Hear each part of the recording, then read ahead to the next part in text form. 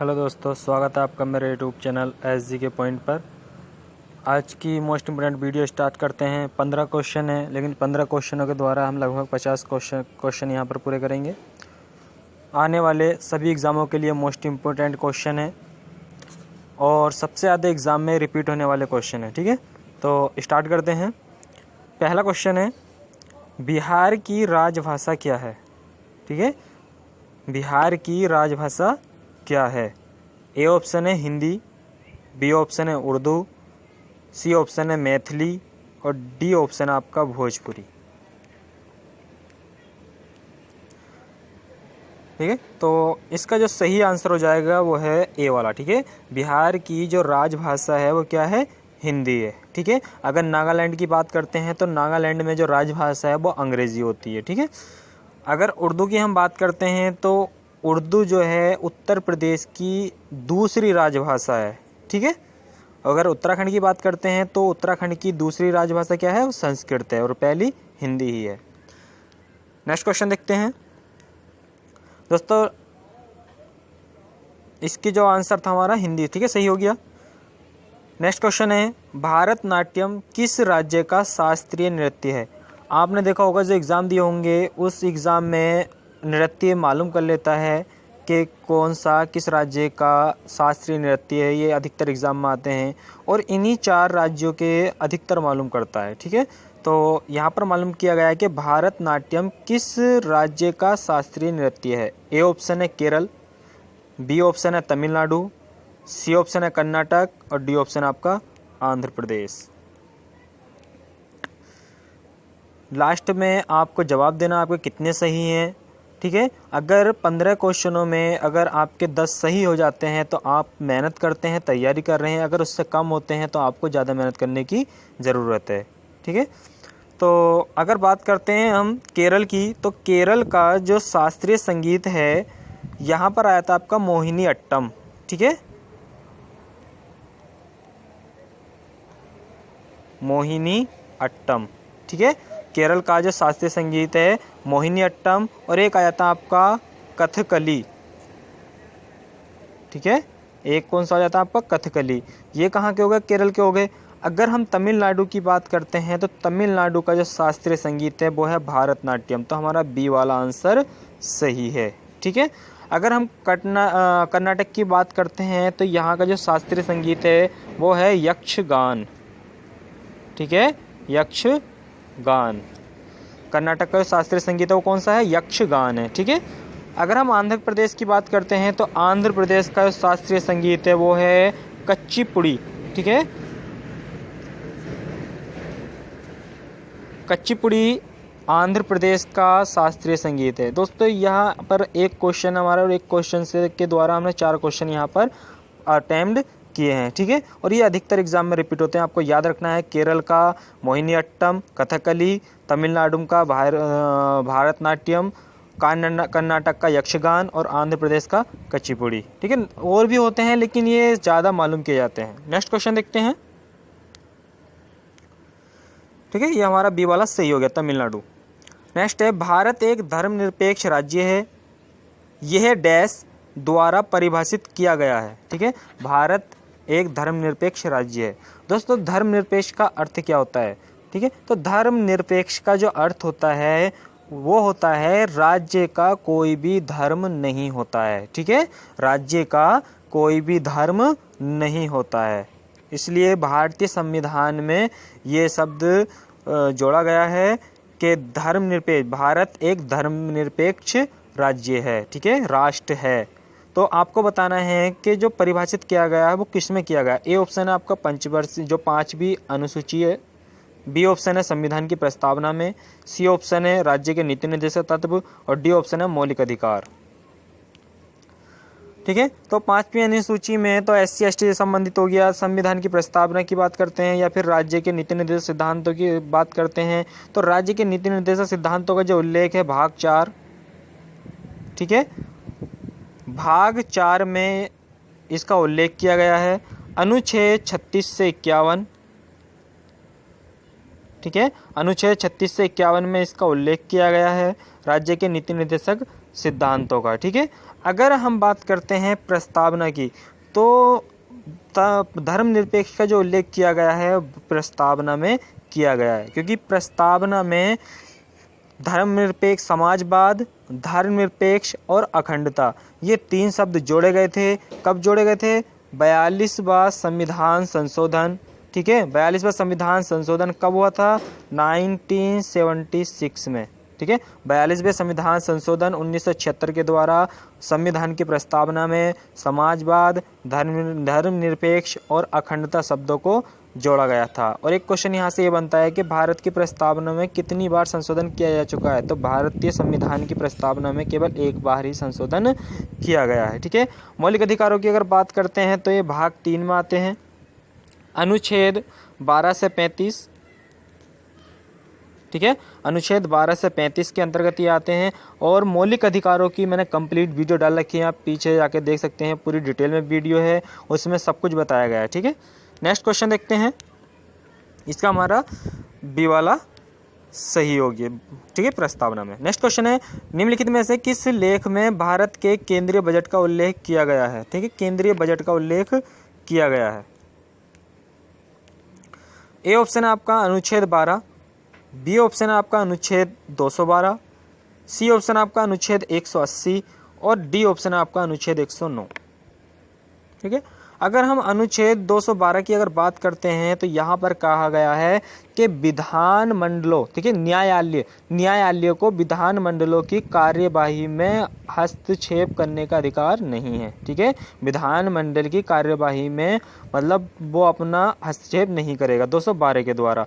अगर हम अनुच्छेद 180 की बात करते हैं तो विधानसभा का अध्यक्ष अगर अपने पद पर नहीं है तो उसकी जगह उपाध्यक्ष कार्य करेगा या कोई अन्य व्यक्ति, उन्हें ये शक्तियाँ प्रदान की गई हैं। किसमें? अनुच्छेद 180 में। अगर बात करते हैं अनुच्छेद 109 तो इसमें धन विधेयक के बारे में विशेष प्रावधान किया गया है, जिससे हम कह सकते हैं कि अगर कोई विधेयक लोकसभा से या राज्यसभा से पारित होता है तो अनुच्छेद 109 के द्वारा दूसरे सदन में भेजा जाता है। ठीक है, तो इसका जो हमारा अनुच्छेद सही हो जाएगा वो अनुच्छेद हो जाएगा 112। ठीक है, वित्त आयोग जो आपका एक होता है वित्त आयोग होता है, वित्त आयोग का जो उल्लेख किया गया है वो अनुच्छेद 280 में किया गया है। ठीक है, वो जो आप यहाँ पर कन्फ्यूजन हो जाते हैं कि अगर वित्त आयोग की बात होती है तो 280 है। ठीक है, ये वित्तीय बजट की बात चल रही है। ठीक है, वित्त विधेयक जिसे बोलते हैं हम वित्त विधेयक, तो वित्त विधेयक का जो उल्लेख है 112 में अनुच्छेद में। ठीक है, तो हमारा कौन सा सही हो जाएगा? ए वाला सही है। केंद्रीय बजट का उल्लेख किस में आता है? अनुच्छेद 112, यानी कि वित्त विधेयक का जो उल्लेख 112 में है, लेकिन वित्त आयोग जो है वो आपका 280 में आता है। ठीक है, नेक्स्ट क्वेश्चन देखते हैं। भारतीय संविधान में वर्तमान में कितने मौलिक कर्तव्यों का वर्णन किया गया है? भारतीय संविधान में कितने मौलिक कर्तव्यों का वर्णन किया गया? मोस्ट इंपोर्टेंट वीडियो है और ये क्वेश्चन अधिकतर एग्जाम में रिपीट भी हुए हैं। ए ऑप्शन है 9, बी ऑप्शन है 10, सी ऑप्शन है 11 और डी ऑप्शन है 12। ठीक है, क्योंकि मूल संविधान में अगर बात करते हैं तो मूल संविधान की बात आती है तो मूल संविधान में मौलिक कर्तव्यों की संख्या कितनी थी? 10 थी। ठीक है, और अब बात कर रहे हैं वर्तमान की, तो वर्तमान में जो मौलिक कर्तव्य हैं हमारे वो कितने हैं? 11 हैं। ठीक है, तो इसमें हमारा सी वाला सही है। मौलिक कर्तव्य की बात करते हैं तो मौलिक कर्तव्यों को कब जोड़ा गया था? 42वें संविधान संशोधन 1976 के द्वारा मौलिक कर्तव्यों को जोड़ा गया था। उस समय जो मौलिक कर्तव्यों की संख्या थी वो कितनी थी? 10 थी। ठीक है, किसकी सिफारिश पर जोड़ा गया था? तो सरदार स्वर्ण सिंह समिति की सिफारिश पर मौलिक कर्तव्यों को जोड़ा गया था। ठीक है, वर्तमान में हमारे 11 मौलिक अधिकार हैं, मौलिक कर्तव्य हैं। जो 11वां मौलिक कर्तव्य है वो कब जोड़ा गया? वो 86वें संविधान संशोधन के द्वारा 2002 में जोड़ा गया। जो 11वां हमारा मौलिक कर्तव्य है वो कौन सा है? 6 से 14 वर्ष के बच्चों के लिए निःशुल्क एवं अनिवार्य शिक्षा उपलब्ध कराना। ठीक है, लेकिन दोस्तों हमें पता है कि हम अपने अधिकार तो याद रखते हैं लेकिन कर्तव्य भूल जाते हैं। यहाँ से एक क्वेश्चन ये भी आता है कि वन एवं वन्य जीवों की रक्षा करना हमारा कैसा कर्तव्य है? तो वो हमारा विशेष कर्तव्य है। ठीक है, जो हमारे मौलिक कर्तव्य हैं इनके बारे में मैं डिटेल में वीडियो बनाऊंगा तो आपको पूरी डिटेल में समझाऊंगा। ठीक है, इस टाइम तो वर्तमान में कितने हमारे मौलिक कर्तव्य हैं? 11 मौलिक कर्तव्य हैं। नेक्स्ट क्वेश्चन है, ठीक है, हमारे कितने हैं, इसका सी वाला सही है।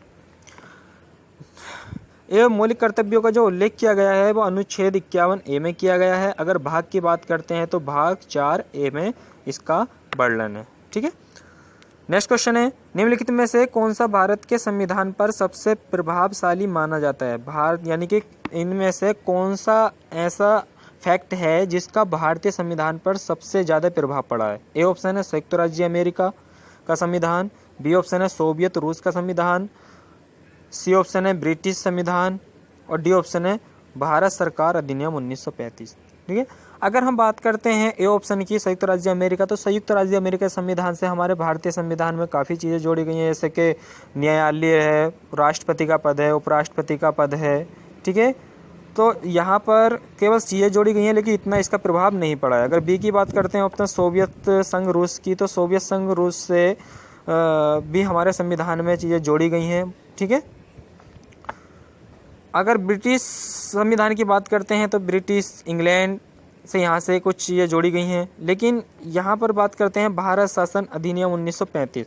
तो भारत शासन अधिनियम 1935 की अगर बात करते हैं तो भारतीय संविधान पर सबसे ज़्यादा प्रभाव पड़ा है वो भारत सरकार अधिनियम 1935 का पड़ा है, क्योंकि भारतीय संविधान में जब संविधान हमारा 26 नवंबर 1949 को बनकर तैयार हुआ था तो 395 अनुच्छेद थे, उनमें से लगभग 250 अनुच्छेद भारत शासन अधिनियम 1935 से जैसे थे वैसे ही या थोड़ा बहुत अंतर करके रख लिए गए थे। इसकी डिटेल में वीडियो मैंने डाल रखी है संविधान के विकास के नाम से, आप देख सकते हैं पूरी कंप्लीट वीडियो, ठीक है। तो इसमें हमारा जो सही हो जाएगा वो डी वाला सही है, ठीक है। डी ऑप्शन इसका सही हो जाएगा, इसमें हमारा डी वाला सही है। भारत शासन अधिनियम का भारतीय संविधान पर सबसे ज़्यादा प्रभाव पड़ा है। नेक्स्ट क्वेश्चन देखते हैं, ठीक है, इसके बारे में थोड़ा और जान लेते हैं।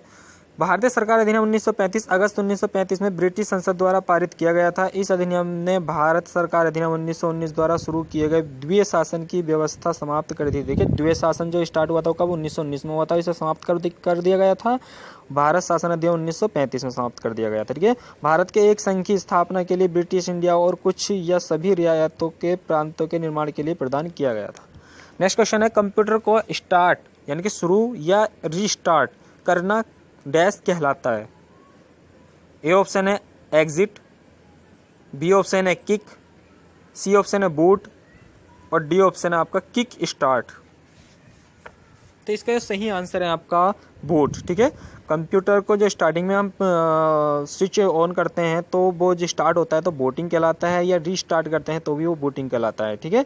तो इसमें कौन सा सही हो जाएगा, बूट। सी वाला आंसर हमारा सही है, ठीक है। सी वाला आंसर सही है, CGL में क्वेश्चन आ चुका है। नेक्स्ट क्वेश्चन है, किस वर्ष एक्सिम बैंक की स्थापना हुई थी, ठीक है। किस वर्ष एक्सिम बैंक की स्थापना हुई थी। A option 1980, B option 1982, C option 1984 और डी ऑप्शन 1986।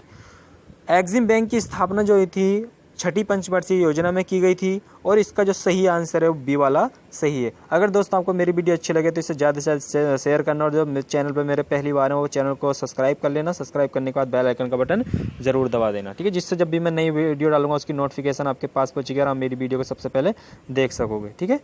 दोस्तों मैं यहाँ पर कोशिश कर सकता हूँ आपके लिए, लेकिन मेहनत आपको ही करनी है और इस बार आपको नंबर निकालना है, ठीक है।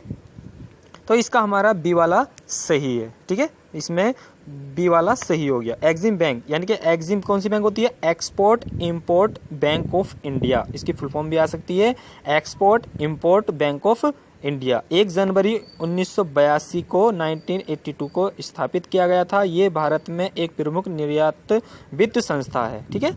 नेक्स्ट क्वेश्चन है, कंप्यूटर कंपनी HP का पूरा नाम क्या है। मोस्ट इंपोर्टेंट क्वेश्चन है, ये भी CGL में क्वेश्चन आ चुका है। कंप्यूटर कंपनी HP का पूरा नाम क्या है। A option Hindustan Petroleum, B option है हैवलेट पैकार्ड, सी ऑप्शन है हाइड्रो पैकार्ड और डी ऑप्शन है हाइड्रोफोबिक। दोस्तों कुछ का यहाँ पर एग्ज़ाम में अगर क्वेश्चन ये आ चुका है और मालूम किया तो अधिकतर बच्चों ने लगाया होगा कि हिंदुस्तान पेट्रोलियम, लेकिन यहाँ पर कंप्यूटर कंपनी की बात चल रही है। HP लैपटॉप भी आते हैं, कंप्यूटर भी आते हैं, ठीक है। तो इसका जो आंसर है सही वाला है वो बी वाला सही है। हैवलेट पैकार्ड HP की फुल फॉर्म है, ठीक है। कंप्यूटर कंपनी का नाम क्या है, हैवलेट पैकार्ड, ठीक है। बी वाला हमारा सही है, हैवलेट पैकार्ड निगमित कंपनी जो एक मुख्य HP के नाम से जानी जाती है, ठीक है, सूचना तकनीकी की एक अमेरिकी कंपनी है। ये कंपनी व्यक्तिगत कंप्यूटर PC, ठीक है। तो ये अगर मालूम करता है कि हैवलेट पैकार्ड कंपनी कहाँ की है, ये अमेरिका की है। नेक्स्ट क्वेश्चन है, सूरज की रोशनी से हमारे शरीर को विटामिन मिलता है। सूरज की रोशनी से हमारे शरीर को कौन सा विटामिन मिलता है? ट्रिक के द्वारा वीडियो डाल दूंगा, आप मेरे चैनल पर जुड़े रहें, ठीक है। तो सूरज की रोशनी से जो हमारे शरीर को विटामिन मिलता है वो कौन सा मिलता है? विटामिन D मिलता है, ठीक है। इसमें C वाला सही है, ठीक है, C वाला सही है, ठीक है। C विटामिन D हमें सूरज की रोशनी प्राप्त होता है, C वाला सही है। नेक्स्ट क्वेश्चन देखते हैं, भारत के राष्ट्रपति के चुनाव के लिए एक नागरिक को डैश की आयु पूरी करनी चाहिए। यानी कि अगर किसी व्यक्ति को भारत के राष्ट्रपति का चुनाव लड़ना है तो उसको कितने वर्ष की आयु पूरी करनी होगी, ठीक है। तो बात करते हैं, ए ऑप्शन की 25 वर्ष, बी ऑप्शन 35 वर्ष, सी ऑप्शन है 30 वर्ष और डी ऑप्शन है आपका 18 वर्ष, ठीक है। तो इसका जो सही आंसर है आपका 35 वर्ष, ठीक है। राष्ट्रपति का चुनाव लड़ने के लिए आयु 35 वर्ष होनी चाहिए। अनुच्छेद 58 में भारत का राष्ट्रपति बनने के लिए योग्यता दी गई है। इसमें कहा गया है राष्ट्रपति बनने के लिए भारत का नागरिक को दिवालिया ना हो, 35 वर्ष की आयु पूरी कर चुका हो, किसी लाभ के पद पर ना हो, ठीक है। 25 वर्ष लोकसभा का सदस्य बनने के लिए आयु चाहिए, 30 वर्ष राज्यसभा का सदस्य बनने के लिए आयु चाहिए और आपका यहाँ पर क्या है 18 वर्ष वोट डालने की आयु है, ठीक है। जो 61वें संविधान संशोधन 1989 के द्वारा 21 वर्ष से घटाकर 18 वर्ष कर दी गई थी, ठीक है। और राष्ट्रपति का चुनाव कराता है भारत का निर्वाचन आयोग कराता है और इसमें जो भाग लेते हैं लोकसभा के निर्वाचित सदस्य, राज्यसभा के निर्वाचित सदस्य और राज्य विधानसभाओं के निर्वाचित सदस्य भाग लेते हैं राष्ट्रपति के निर्वाचन में, ठीक। नेक्स्ट क्वेश्चन है, ठीक है, इसमें 35 वर्ष आयु होना राष्ट्रपति के लिए, राष्ट्रपति बनने के लिए 35 वर्ष आयु होना अनिवार्य है और वर्तमान में राष्ट्रपति का जो वेतन है वो 5 लाख रुपए है, ठीक। नेक्स्ट क्वेश्चन है, देश का पहला कानून अधिकारी कौन होता है? यानी कि देश का पहला विधि अधिकारी कौन होता है? देश का पहला विधि अधिकारी कौन होता है? ए ऑप्शन है भारत के मुख्य न्यायाधीश, बी ऑप्शन है महान्यायवादी, सी ऑप्शन है कानून मंत्री और डी ऑप्शन है प्रधान पब्लिक प्रोसिक्यूटर। तो इसका जो सही आंसर हो जाएगा आपका बी वाला सही है। अनुच्छेद 76 के द्वारा महान्यायवादी की नियुक्ति की जाती है। महान्यायवादी क्या होता है? भारत का प्रथम विधि अधिकारी होता है, ठीक है। और बात करते हैं भारत के मुख्य न्यायाधीश की, तो ये केवल सुप्रीम कोर्ट के मुख्य न्यायाधीश होते हैं। और महान्यायवादी क्या होता है? जो सरकार होती है, सरकार की तरफ से जो केस लड़ता है वो महान्यायवादी ही लड़ता है, ठीक है। नेक्स्ट क्वेश्चन देखते हैं, किस ग्रह को सुबह का तारा और शाम का तारा भी कहा जाता है?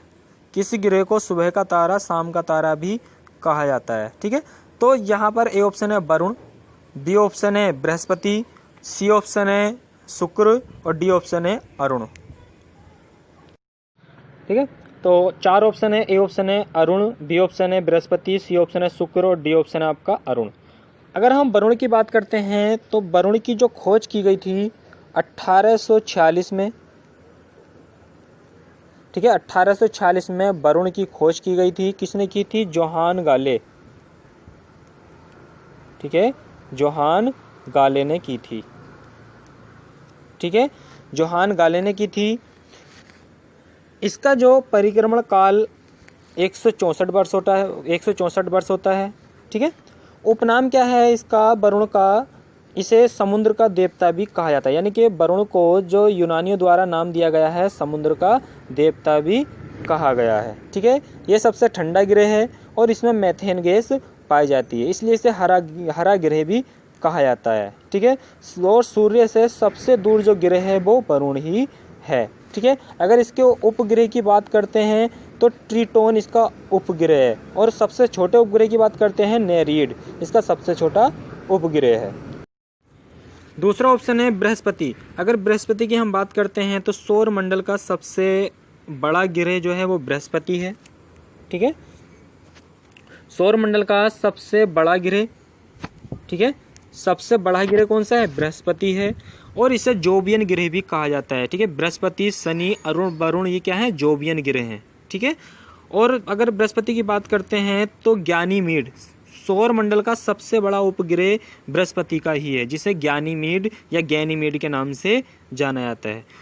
बृहस्पति की अगर बात करते हैं तो सबसे तेज अपने अक्ष पर घूमने वाला ग्रह है। ठीक है, सबसे तेज अपने अक्ष पर घूमने वाला ग्रह कौन सा है? वो बृहस्पति ही है। ठीक है, अगर हम इसकी बात करते हैं, सौर मंडल का सबसे बड़ा जो उपग्रह है वो भी बृहस्पति का ही है, गैनीमीड के नाम से, या गैनीमीड बोलते हैं, और इसे लघु सौर तंत्र भी कहा जाता है। ठीक है, किसे?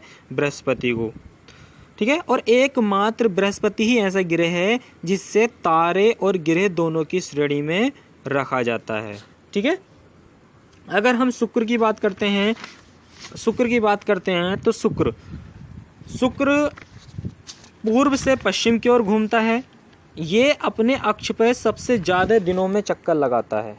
ठीक है, ये अपने अक्ष पर सबसे ज़्यादा दिनों में चक्कर लगाता है, यानी कि 243 दिन में ये अपने अक्ष पर घूमता है, और 225 दिन में ये सूरज का चक्कर लगा देता है। ठीक है, ये पूर्व से पश्चिम की ओर घूमता है। इसे सांझ का तारा, भोर का तारा, ठीक है, और सुबह का तारा भी कहा जाता है। ठीक है, और शुक्र ग्रह को सुंदरता की देवी के नाम से भी जाना जाता है। जो यूनानियों द्वारा नाम दिया गया है शुक्र ग्रह को, वो सुंदरता की देवी का नाम दिया गया है। जिसे पृथ्वी की बहन भी कहा जाता है, शुक्र को पृथ्वी की बहन भी कहा जाता है। ठीक है, अगर यहाँ पर बात करते हैं शुक्र की, तो शुक्र सबसे गर्म ग्रह है। ठीक है, आप सोच रहे होंगे कि बुध ग्रह है वो सूर्य के सबसे नज़दीक है, लेकिन बुध का तापांतर सबसे ज़्यादा है, लेकिन सबसे गर्म जो ग्रह है वो शुक्र है। क्यों? निकिल की उपस्थिति के कारण। ठीक है, इसमें कार्बन डाइऑक्साइड और निकिल की उपस्थिति ज़्यादा है, इसलिए सबसे गर्म ग्रह है। और इसकी बात करते हैं हम शुक्र ग्रह की, तो इसे सांझ का तारा और भोर का तारा क्यों कहा जाता है? क्योंकि ये शाम के समय पश्चिम में दिखाई देता है और सुबह के समय पूर्व में दिखाई देता है, इसलिए इसे सांझ का तारा और भोर का तारा भी कहा जाता है। अब बात करते हैं अरुण की। अरुण की अगर बात करते हैं तो अरुण की जो खोज की गई थी,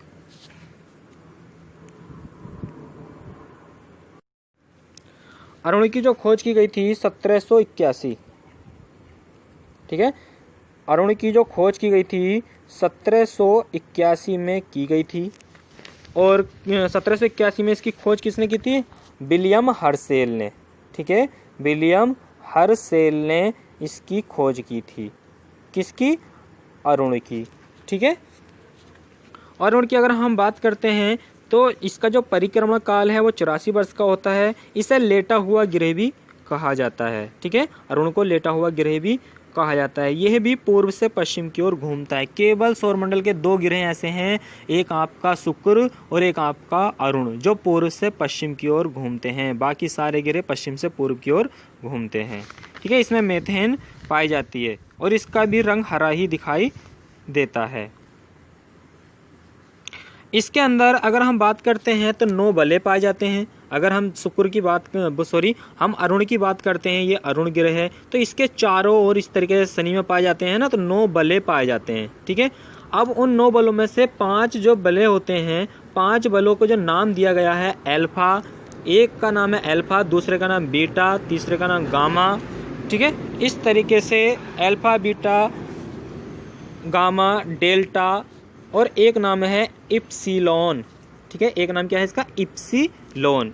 आपको याद रखना है, अगर एग्जाम में मालूम किया जाए कि सौरमंडल के किस ग्रह में 9 बले पाए जाते हैं, तो वो कौन सा है? वो आपका अरुण ही है। नेक्स्ट क्वेश्चन देखते हैं।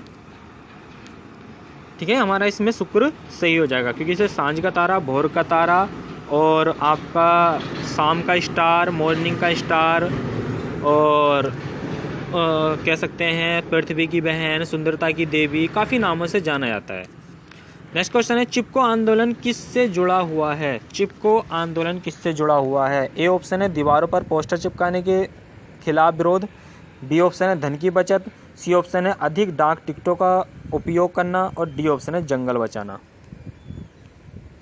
ठीक है, तो इसका जो सही आंसर है वो डी वाला सही है। चिपको आंदोलन 1973 में प्रारंभ हुआ था और यह उत्तराखंड का ज़िला चमोली में एक शहर है जो बोल सकते हैं हम, और वहाँ पर ये आंदोलन प्रारंभ हुआ था। ठीक है, इसके जो नेता थे सुंदरलाल बहुगुणा थे।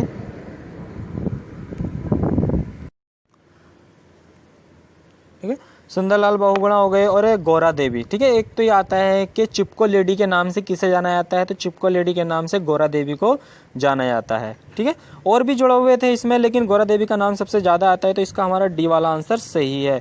चिपको आंदोलन किससे संबंधित था? जंगलों को बचाने से। ठीक है, जंगल के जो पेड़ काटने के लिए ठेकेदार आ गए थे, तो वहाँ की औरतों ने क्या किया था, उन पेड़ों से चिपक गई थी, इसलिए इस आंदोलन का नाम क्या चल गया था, चिपको आंदोलन। ठीक है, नेक्स्ट क्वेश्चन देखते हैं, ये इसके बारे में थोड़ी और डिटेल देख लेते हैं।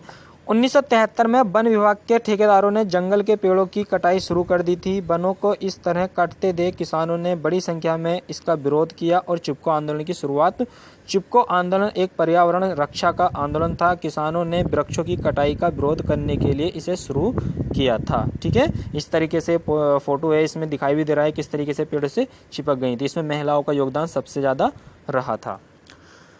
नेक्स्ट क्वेश्चन है, भारत के किस राज्य में सूरज पहले उगता है? भारत के किस राज्य में सूरज पहले उगता है? ए ऑप्शन है अरुणाचल प्रदेश, बी ऑप्शन है सिक्किम, सी ऑप्शन है तमिलनाडु और डी ऑप्शन है आपका मणिपुर।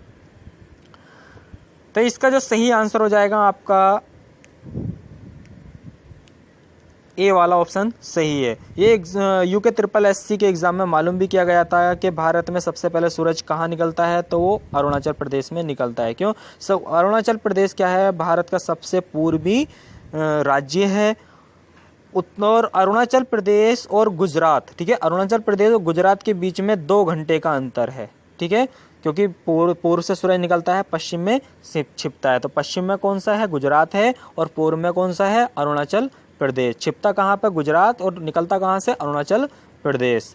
ठीक, तो यहाँ पर अरुणाचल प्रदेश और गुजरात के बीच में 2 घंटे का अंतर है। ठीक है, तो इसमें हमारा कौन सा सही हो गया? पहला वाला सही है, अरुणाचल प्रदेश। दोस्तों ये थे हमारे टॉप 15 क्वेश्चन। 15 क्वेश्चन के द्वारा हमने लगभग 50 से ज़्यादा क्वेश्चन यहाँ पर पूरे किए हैं। अगर आपको वीडियो अच्छी लगी तो इसे ज़्यादा से ज़्यादा शेयर करना। ठीक है, और वीडियो को लाइक करना। पिछली वीडियो में मैंने आपसे क्वेश्चन मालूम किया गया था, ओम शब्द का प्रयोग। पिछली वीडियो में आपसे क्वेश्चन मालूम किया गया था, ओम शब्द का सर्व वर्णन किस उपनिषद में मिलता है? ए ऑप्शन है बृहदारण्योपनिषद, ऐत्रेय उपनिषद, मुंडकोपनिषद, इनमें से कोई नहीं। तो इसका जो सही आंसर था वो था बृहदारण्य उपनिषद।